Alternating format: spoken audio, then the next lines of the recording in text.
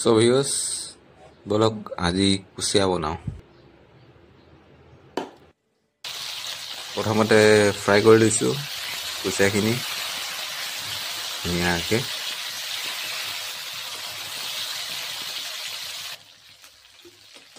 fry কৰি নমাই ললো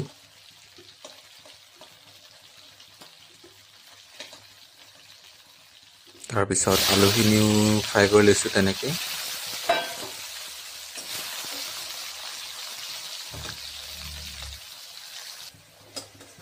আলুখিনি ফ্ৰাই কৰি লৈ নমাই ললো এতিয়া খিনি তেলতে তেজপাত দুটামান দিলো পিয়াজ দিলো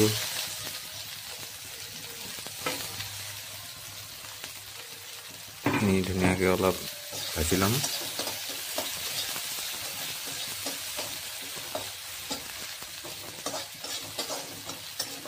ইয়াতে আদা নহৰু পেষ্ট দি দিলো বটি থৈ দিয়া আদা নহৰু পেষ্টখিনি দি দিলো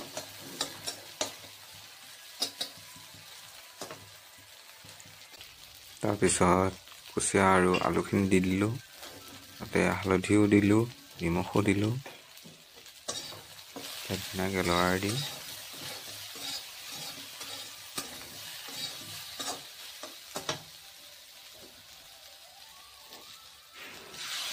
তাৰপিছত গৰম পানী দি দিলো ধুনীয়াকৈ এতিয়া অকণমান লৰাই লৈ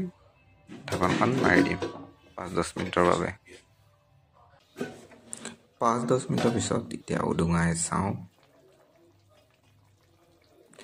আমাৰ কুচিয়াৰ তৰকাৰীখিনি ৰেডি আলুখিনিও ধুনীয়াকৈ সিজি গৈছে সো